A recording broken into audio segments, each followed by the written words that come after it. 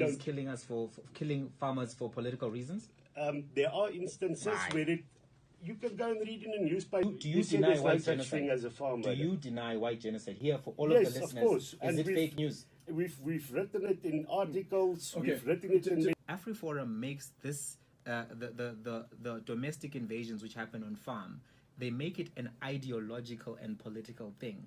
And what this signals to their community, it's as if there is an agenda to kill white people by criminals on the basis of land dispossession issues. So this is part of their Project Fear.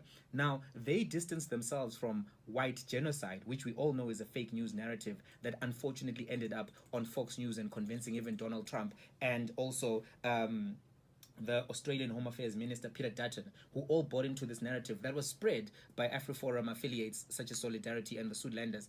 But even the narrative around farm murders, which they've watered it down. So instead of giving you the full undiluted oros, what they did is that they diluted it and they said, listen, okay, you didn't buy white genocide. Here's farm murders. It's the same thing. It has the same impact on their community. And that impact is to create a culture of fear. Now, don't get me wrong. Murder is the worst thing that can possibly happen to anybody. It's happened to a lot of South Africans. We live in fear in this country every day. But there is no direct attempt to kill white people by black people on the basis that they are white. That doesn't exist in this country, and that's the bottom line. Okay. There's been no proactive action by AfriForum to provide social redress to black communities. So what do I mean by this?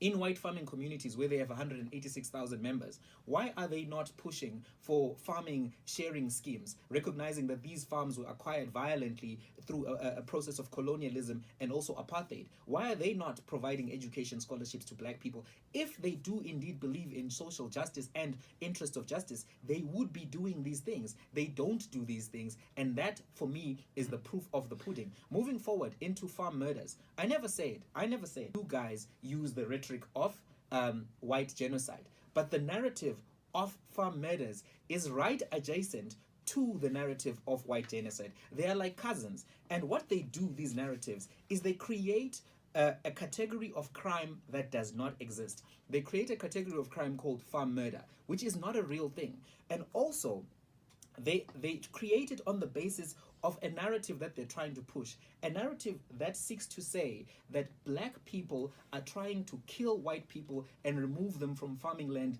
violently, as if there's an ideological and political agenda behind the crime that happens on farms. Sure, most of the farms are owned by white people, so if there are house invasions, they will affect white people more than they affect black